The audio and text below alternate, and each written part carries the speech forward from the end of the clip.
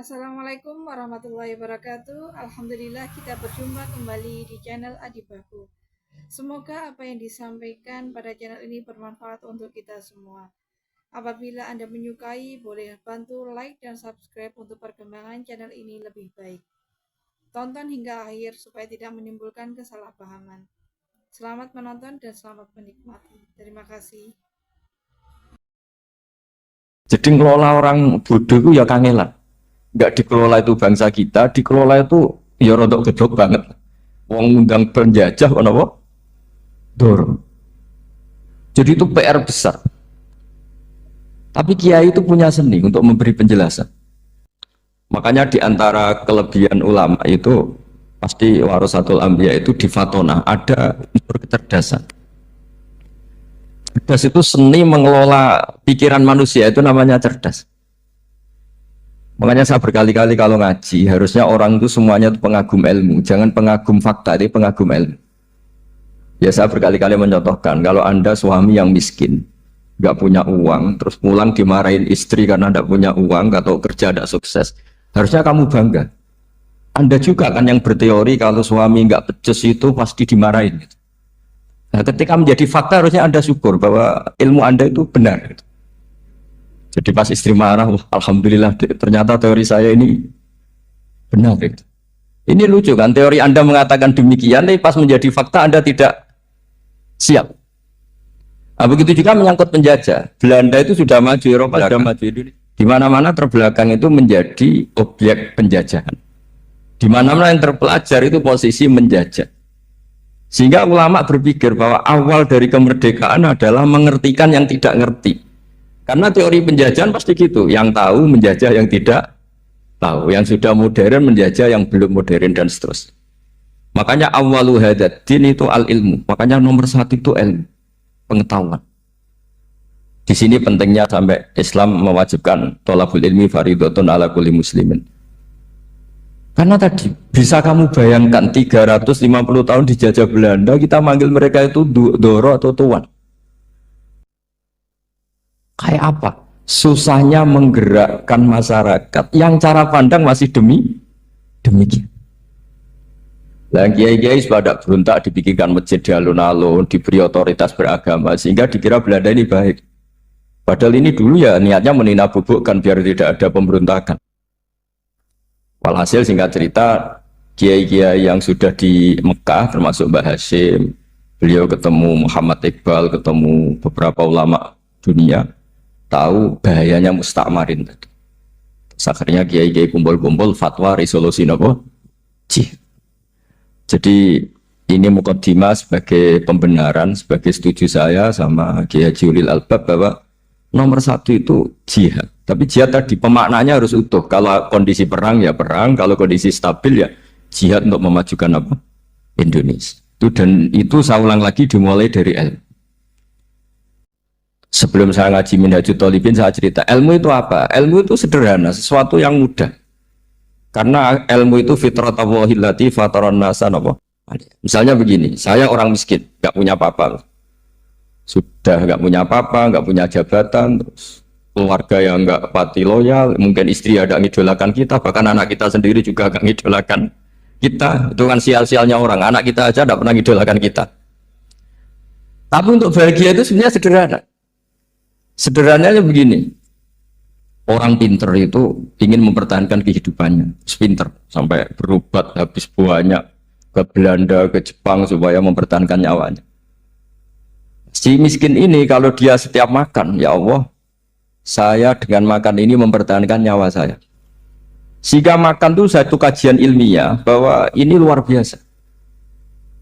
Bahwa orang punya Alphard, punya uang 1 miliar, itu tidak mempertahankan sesuatu yang pokok, yaitu nyawa. Orang tidak punya Alphard itu hidup, nggak punya uang 1 miliar hidup. Tapi kalau nggak punya nasi 1 piring, nggak punya air 1 gelas bisa mati. Artinya apa? Orang miskin itu yusyarikul aghniya, sama dengan orang-orang kaya dalam hal pemilikan hal-hal yang pokok.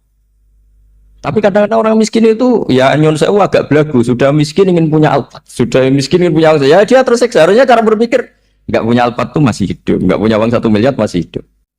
Yang punya Alphard hidupnya juga pakai nasi 1 piring, yang punya uang 1 miliar juga pakai nasi Ya kalau itu kan sama, saya punya. Kalau gitu kan bisa miskin rasa kaya. Itu memang harus dilatih. Nah, kalau orang kaya kan rumahnya banyak di mana-mana. Memangnya kalau rumahnya banyak di mana-mana terus tidur di sini 1 jam, di rumah itu 1 jam, malah nggak bisa tidur kan? Tetap aja yang dipakai satu kamar. Itu gunanya apa punya rumah banyak? Setidaknya zaman miskin itu dia berpikir gunanya apa punya rumah banyak untuk dipakai ya hanya satu. Meskipun suatu saat kalau dia kaya juga berpikirnya agak rubah. Ya penting punya rumah banyak biar kemana-mana punya rumah nggak apa-apa. Tapi sementara masih miskin jangan berpikir seperti itu. Lah yang menjadi miskin kacau kan sudah miskin berpikirnya gaya orang kaya. Itu kecelakaan. Lah itu ilmu, maksud saya itu ilmu. Sehingga dulu Nabi ngajari orang miskin itu sederhana. Ketemu orang miskin sama Nabi diajarkan. Nabi diantara ajarannya begini. Ada seseorang man asbaha, orang yang setiap harinya mu'afan fi jasadi, dia sehat, aminan fi sirbi, negara dalam keadaan aman, tidak dalam ancaman, indahu qutu yaumi, dia hari itu punya makan, faka'an nama khizat lahu dunya bihadafiriha, berarti dia sudah punya dunia dan seisinya. Karena polanya sama. Bok Presiden Amerika itu yang untuk mempertahankan nyawanya ya makan pokok dan minuman pokok, bukan jabatannya sebagai presiden atau punya uang triliunan. Orang paling kaya di Indonesia juga gitu, untuk mempertahankan hidupnya juga dengan makanan pokok. Dan itu orang miskin pun. Kehidupan paling top itu apa? Ya kehidupan yang mempertahankan nyawa itu yang paling top, lainnya itu enggak. Karena mempertahankan nyawa ini super penting dan orang miskin bisa. Nah, saya berharap ilmu seperti inilah menjadikan dulu itu kuat ketika melawan Belanda. Kenapa kuat? Karena mereka gampang syukur. Barokahnya gampang syukur itu selesai dengan dirinya sendiri. Kalau bahasa intelektualnya itu, orang kalau sudah selesai dengan dirinya sendiri bisa berpikir memanfaati pada orang. Dulu orang-orang miskin ketika era sahabat, termasuk era para ulama yang mendidik para umatnya, itu selesai dengan dirinya sendiri. Nah sekarang banyak orang miskin juga termasuk orang kaya, bahkan belum selesai dengan dirinya. Wah itu angel, ngajak jihad angel, karena dengan dirinya saja belum selesai. Maka masyhur itu kan ketika perang Tabuk, ada orang datang, kira-kira kalau Indonesia pakai beras 4 kilo, ya Rasulullah yang 2 kilo tak kasihkan keluarga kami supaya bisa makan, yang 2 kilo tak kasihkan jenengan untuk biaya perang. Perang Tabuk itu perang tersulit, disebut perang Dhatil Usra. Sekarang hitung saja, ini coba dihitung, mungkin yang bagian kasir tahu. Kalau 2 kilo kali 3.000, umat Islam pas itu sekitar hampir 3.000, itu sudah 6.000 kilo. 6.000 kilo itu artinya apa? Orang miskin ketika perang membiayai dirinya sendiri, itu satu. Kedua, dengan mental memberi, orang ini tidak tamak. Barokahnya tidak tamak, tidak nyalahkan yang kaya. Efek dari itu apa ketika perang Tabuk? Sumbangan dari Sayyidina Utsman yang jumlahnya besar sekali, yaitu diantaranya 1.000 dinar. 1 dinar kira-kira 4,25 gram, berarti sekitar 4.000 gram. Itu bisa diberikan alat perang. Sumbangan dari Abu Bakar juga bisa dipakai beli kuda untuk perang. Nah bayangkan kalau kebutuhan orang miskin ini untuk makan itu nggak mau urun. Wah saya miskin, nggak perlu urun, saya miskin dipakai alasan terus. Maka jumlah 3.000 ini akan mengurangi anggaran untuk belanja peralatan perang, karena untuk konsumsi orang miskin.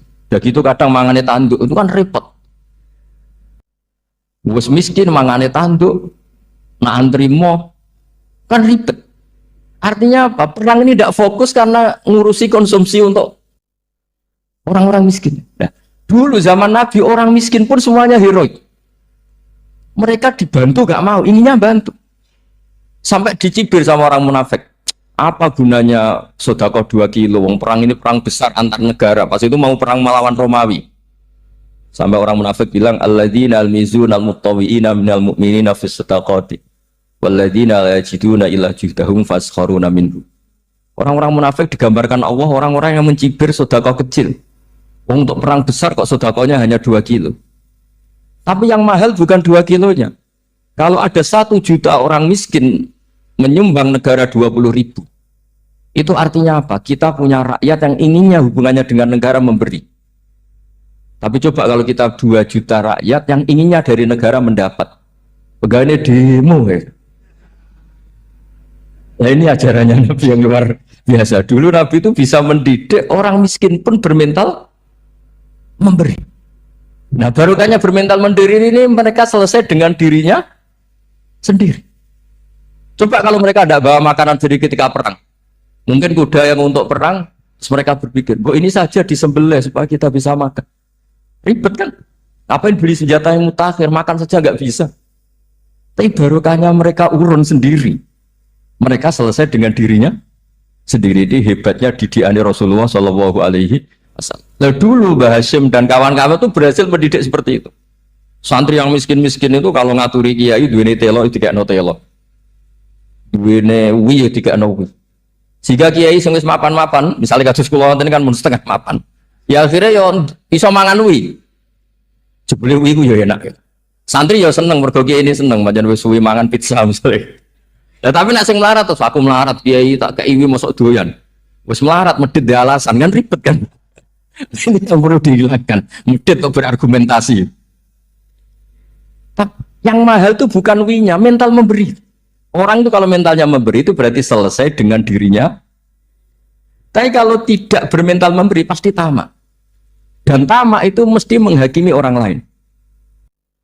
Maka dalam kitab hikam diterangkan penyakit terberat itu tamak. Kenapa?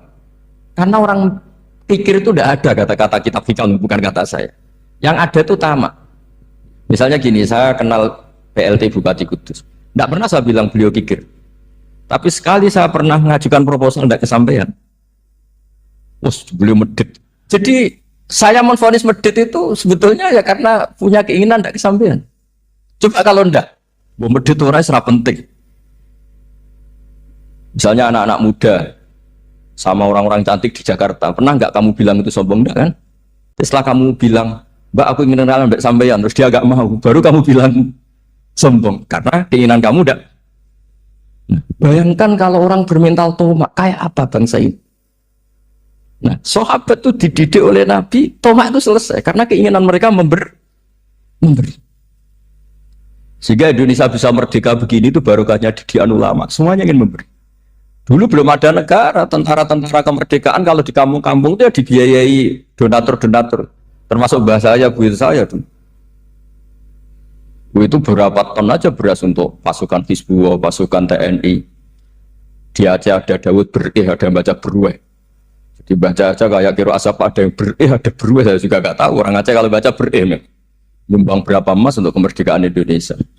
Yang Kesultanan Jogja Legowo, Jogja tidak lagi negara tapi diberikan bagian dari Indonesia dan seterusnya. Nah, jadi semua ini barokahnya didikan Rasulullah SAW yang diteruskan para ulamanya bahwa nomor satu didik masyarakat itu bermental memberi. Dengan bermental memberi apapun kecilnya ini selesai dengan dirinya sendiri. Itu kalau sampean nggak punya mental memberi nanti pulang dari Pemda, acara ini kabupaten berkata ini ribet gitu. Awas itu, baru ngaji langsung lali berarti sampai. Sudah kalau nggak urun ini sudah luar biasa, nggak urun untuk berkat itu sudah luar biasa. Jadi itu yang makanya Nabi itu Quran dimulai wa mimma razaqnahum apa yunfikun. Quran mengajarkan bermental memberi yunfikun. Nabi berkali-kali ngulang al yadul ulya khairum al yadis sufla.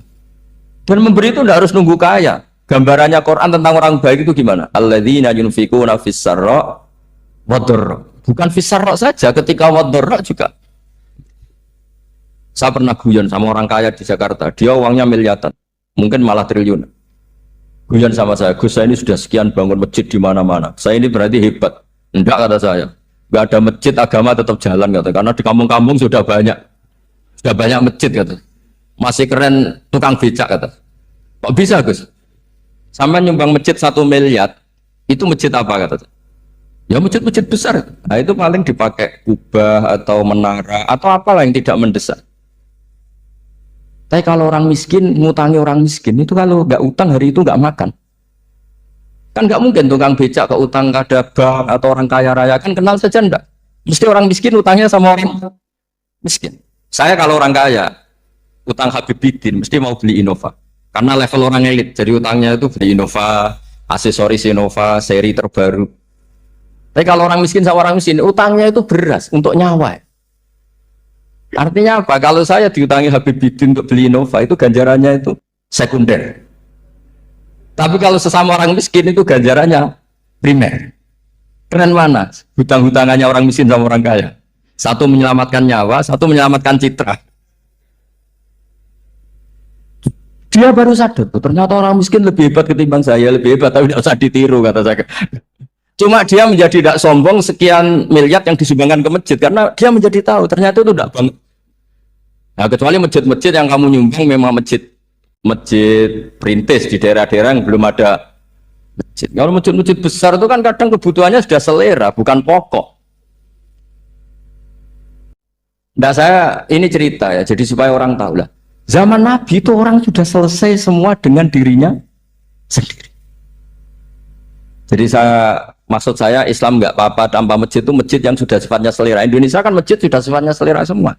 Yang dikatakan masjid pokok kan yang dipakai sholat bisa, dipakai alat sesuci bisa. Tapi kalau sudah selera ya pondasinya harus begini, lampunya harus dari kristal, terus kubahnya itu sudah selera. Nah rata-rata sumbangan yang miliatan itu kan sudah ke selera. Sementara orang miskin utang-utangan sama orang miskin untuk menyelamatkan apa coba? Nyawa.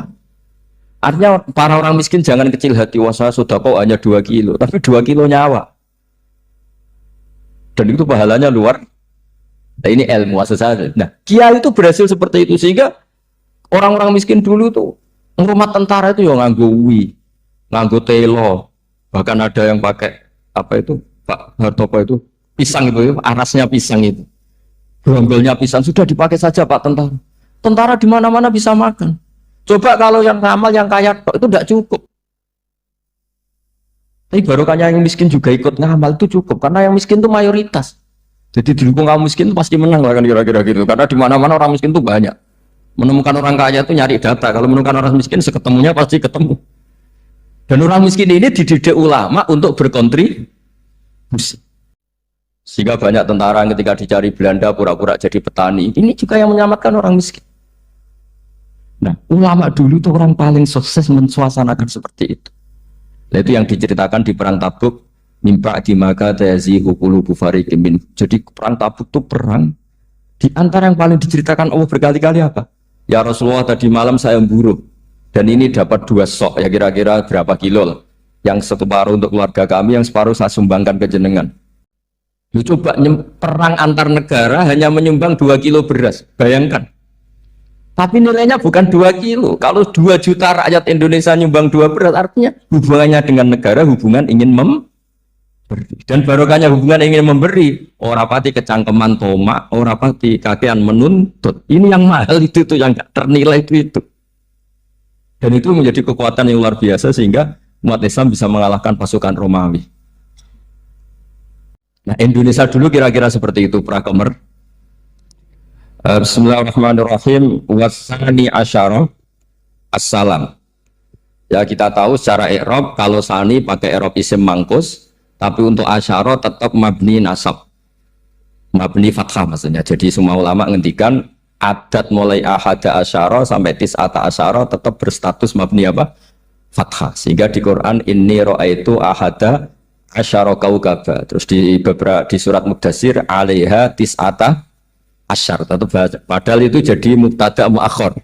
Berarti alaiha itu tetap yang ngatasin rokok tis'ata asyara utawi 19. Tetap bacanya bukan tis'atu asyarin tapi tis'ata asyara. Jadi kita tahu secara hukum nahwu adat mulai ahada asyara sampai tis'ata asyara itu mabni apa? Fathah. Cuma khusus sani asyar yang saninya ini berstatus mangkus karena ada yaknya itu.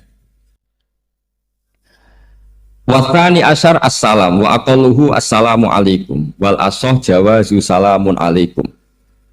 Qultu al asoh al mansus la yudzi'u. Jadi ulama itu ya lucu. Yang satu bilang al asoh boleh salamun alaikum tanpa al. Tapi kata Imam Nawawi al asoh harus assalamu alaikum. Sama-sama diklaim sebagai kaul paling apa?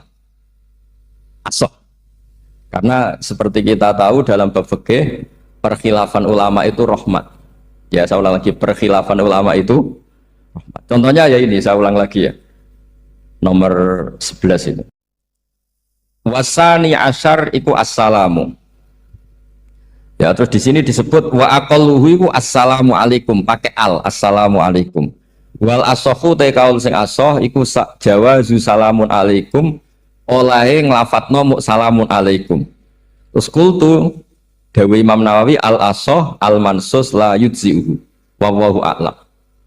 Jadi menurut Imam Rafi'i boleh salamun alaikum tidak pakai apa?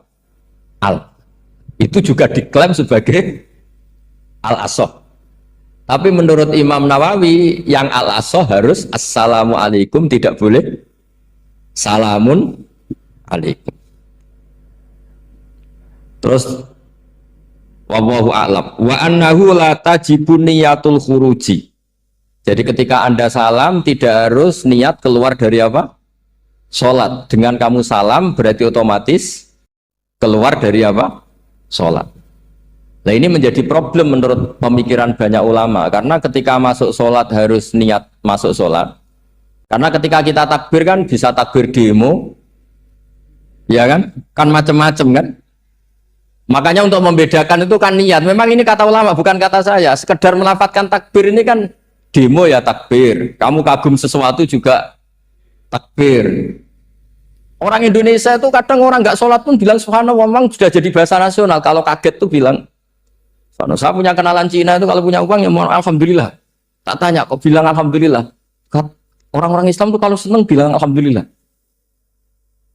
Yang ribet itu kubu sebelah. Kalau orang NU mau layasol itu mana tanya, Gus itu doa orang makan. Kok bisa? Biasanya orang NU kalau makanan sudah keluar mau layasol, ribet. Aduh repot itu. Jadi kadang-kadang wiridan itu sudah jadi bahasa nasional. Jadi Cina orang nggak sholat tuh kalau punya uang ya bilang alhamdulillah. Kadang orang yang nggak sholat tanya, datang ke saya, insya Allah. Ya ribet, makanya ulama itu berdebat. Lafaz-lafaz seperti ini itu apakah wiridan, apa adat? Nah, untuk membedakan adat dan yang lain, maka dibutuhkan niat. Makanya Allahu Akbar harus niat untuk masuk sholat. Nah normalnya salam juga harus niat keluar sholat, biar karena masuknya niat, ya keluarnya harus niat. Itu menurut sebagian ulama. Tapi sebagian yang lain, enggak lah, kalau selesai tidak perlu niat. Tapi tadi sebetulnya ada problem, jangan-jangan salam ini salam adat. Kebetulan ada temannya masuk terus bilang assalamualaikum, nanti temannya jawab waalaikumsalam. Itu ada kisah nyata. Ini memang naif betul ini. Ada orang alim sholat. Nah, ketika ada yang mau lewat itu kan dihadangi begini ya. Jadi dihadang gini ya, itu bidin. Yang lewat tuh karena saking nggak pernah yang jimat tidak salaman. Kagetnya kan main itu.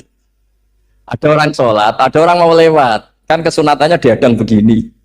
Sisi ini santai saja malah ngajak salam. Terus ribet ngadepi orang nggak tahu itu ribet. Ya tambah bingung kan, diriwati saja bingung, apalagi sekarang diajak salam. Kan memang nggak sambung, kulturnya itu nggak sambung. Nah itu kalau kita bilang assalamualaikum terus pikir kamu waalaikumsalam, ya ribet. Memang ngadepi orang tidak tahu itu ya ribet. Makanya ya agama ini, ngelola agama ini mau. Nah barokahnya ngaji fikih itu beginilah, saya sering cerita. Misalnya kita hafal fikih, takbir itu wajib, rukun. Tapi bentuk ngangkat tangan itu sunnah. Itu barokahnya masya Allah. Andai kan kita menentukan kaifiahnya, mungkin kita sok suci. Itu pernah ada peneliti cerita ke saya, Gus saya ini orang NU itu pusing. Kenapa? Takbirnya beda-beda. Itu takbir berkali-kali. Jadi orang was-was cobalah, bertobatlah itu. Jangan sampai jadi mazhab baru. Kalau yang was-was orang bodoh gak masalah. Coba kalau dia orang alim alama. Nanti muridnya juga niru. Oh ternyata takbir yang saya itu 3 kali itu. Oh ternyata takbir yang saya itu 7 kali. Itu kalau dia jadi imam. Kalau dia jadi makmum nyampai ini pinggir. Sampai pinggirnya takut kan bulan baleni. Ada yang kayak orang nggak punya uang, Allahu Akbar tangannya diangkat separuh saja enggak. Itu kan, tapi itu enggak ngefek di Indonesia karena dari awal kiai-kiainya ngajarin ngangkat tangan itu nah caranya juga agak ditentukan, terserah kamu. Begitu juga mau sisihkan tangan itu juga sunat. Sehingga kalau ke Turki atau kemana-mana itu ada yang kayak orang baris, ya kan? Habis takbir ya sudah. Ada yang sendakap, sendakapnya beda-beda. Ada yang nutupi iga yang hilang katanya, sampai ini. ada yang santai begini. Oh, semuanya nggak jelas. Sehingga itu kalau di militer ini ada Pak Dandim itu juga bingung ini nggak protap ini kan. Tapi kalau di fikih itu memang kalau sekali nggak diwajibkan terserah masing-masing. Ada yang kayak orang baris, ada yang sendakep begini katanya apa nutupi iganya yang hilang. Ada yang sambil rasa-rasa macam-macam. Tapi barokahnya ilmu fikih itu diputuskan memang dari awal tidak wajib. Yang wajib itu takbirnya. Maka duduk juga begitu. Meskipun kita sepakat duduk tahiyat ula, namanya iftiros, duduk tahiyat akhir namanya tawarruk, itu harus kita vonis, kita hukumi sunnah. Cara seperti itu sunnah. Wa ayyuqu'udin qa'ada sohat sholatu, seperti kemarin di Minhajul Thalibin. Dengan duduk gaya apa saja, sholatnya tetap. Sehingga kalau kita di Arab, misalnya pas haji, orang Arab itu memang ya agak kacau. Orang Indonesia itu kalau sholat duduk, itu kan memang benar-benar sakit. Sakit sudah agak mau mati itu benar-benar sholat baru duduk. Orang Arab itu enggak. Sholat duduk pakai kursi. Sof itu enggak ada orangnya, ada kosong. Itu jalan kaki, kursinya di bawah. Membawa kursi kuat kok sholat duduk. Karena orang Jawa kan, saya juga iskal. Orangnya lalu bawa kursi kuat pindah-pindah tapi kok sholatnya. Kalau orang Jawa gak kebayang. Kalau sholat duduk emang bener-bener sakit. Saya pernah ditanya lagi sama orang, Gus di Mekah itu kok banyak orang bawa HP, terus kalau ditelepon diangkat soli, itu mazhab apa? Mazhab geblek. Tapi ini kan orang Arab, kan seakan-akan terus mewakili internasional kan, karena pusat banyak tuh. Ditelepon digoleki teleponnya, wong saya wakil golek ini terus kangelan ya. Orang ketemu soli pateni. Nah, kita kan diajarin di GG Indonesia kalau itu membatalkan apa? Jadi ribet. Nah, barokahnya kitab-kitab seperti ini, meskipun kita di Indonesia itu mengikuti panduan yang diarahkan atau yang dibakukan oleh ulama-ulama. Nah, Indonesia itu makanya berkah. Saya sering ketemu ulama Mekah itu kalau muji haji Indonesia luar biasa. Bukan sekedar sopannya. Memang cara hajinya itu nyari kaul yang disepakati itu sah. Karena memang dilatih KBIH, dilatih Kemenak, masih dilatih kiai setempat. Meskipun niatnya ya kadang tidak baik. Saya pernah tak tanya, kenapa kamu latihan haji sebegitu? Kalau sholat kok enggak, sholat gak sah, gak apa-apa, Gus gak bayar, ini kaji. Dia itu sholat bedino atau kursus biar kulon. Dari ngapain kaji udah takut terang, tak takut. Sholat kira tahu takut, nak kaji kok takut. Nak sholat rasa gak iman, Gus gak bayar, ini kaji itu. Cuma, sebenarnya kayak kurang ajar kata saya. Jadi ternyata sekarang terkuat. Kenapa orang-orang awam tuh kalau kaji kok semangat belajar? Semangatnya sama dengan sholat apa di bawah haji jauh sholat itu? Berpuluh-puluh tahun sholat itu dengan gaya yang nggak ada perkembangan. Tapi haji pisan langsung keren. Ternyata karena bayar ya. Apa perlu ditiru? Sholat harus bayar supaya ya itu alasannya itu. Haji rasa berat Gus, apa? Bayar Gus. Nak sholat rasa nggak bayar wae maksudnya. Padahal kalau kita ngikuti as-sholat imaduddin, sholat dengan haji itu afdal mana? Afdal sholat, harusnya lebih serius belajar sholat ketimbang belajar haji. Tapi setahu saya nggak ada kan KBIS itu, kelompok bimbingan ibadah sholat. Jadi ini kritikan saya, semoga didengar ya. Cobalah. Padahal ini Raden Asnawi di Karang pesolatan supaya orang tuh sholatnya benar, ya sholatnya benar. Ya jadi kaji fikih seperti ini setidaknya Anda menjadi tidak mudah mengadili orang lain. Bahwa sholat itu yang takbir tok yang wajib. Misalnya baca ya Fatihah tok, sehingga kalau ada imam lupa baca surat ya gak apa-apa, memang dari tidak wajib. Jadi pemilahan wajib dan tidak ini penting supaya tidak menghakimi pada yang lain. Jangan sampai perilaku kesolehan itu menjadi bentuk yang mengadili, nggak boleh. Itu Pak Kapolres. Kalau di ilmu fikih itu ada ulama penjaga ilmu itu ekstrim-ekstrim. Dulu ada sahabatnya Nabi namanya Jabir bin Abdullah, ini ada di kitab Bukhari, di kitab Sholat. Ya maksudnya al-ilmu tentang sholat. Itu semua yang di masjid itu sudah pakai jubah, kayak gamis. Kalau orang Indonesia mungkin ya pakai hem, pakai baju batik, pakai. Itu dia datang malah gamisnya dicopot. Gamisnya dicopot, imamannya dicopot, terus tinggal pakai satu sarung. Terus dicancang di sini, akidan benatorofaihi ala atik. Ini, kayak cerita-cerita di perang pahlawan ini. Hanya dengan pakai sarung satu dikalungkan. Terus ada orang-orang tabiin bilang gini, unzuru ila ashabi Rasulillah, ini sahabatnya Nabi kok sholat dengan cara seperti itu, enggak islami banget, enggak keren banget lah. Terus kata Jabir bin Abdullah, saya sengaja melakukan ini supaya kamu tahu bahwa batas aurat yang dimaksud Nabi seperti ini. Shalla Rasulullah sallallahu alaihi wasallam fi izarin wahid akidan baina tarafaihi ala atiki. Saya pernah melihat Nabi sholat seperti saya ini. Tapi barokahnya itu akhirnya diketahui kalau batas auratul rojul hanya mabena surah war rubah. Andai kan tidak ada perilaku Jabir seperti ini, orang akan ngira bahwa syaratnya sholat itu harus pakai jubah, syaratnya sholat harus pakai hem. Akhirnya orang-orang yang kebetulan tidak pakai jubah, tidak pakai hem bingung.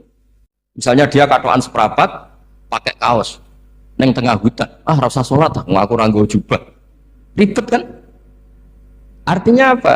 Ilmu ini harus dijaga konstitusinya, barokahnya perilaku Jabir ini, orang tahu batas jadi yang lainnya itu mukamilah atau kesunatan.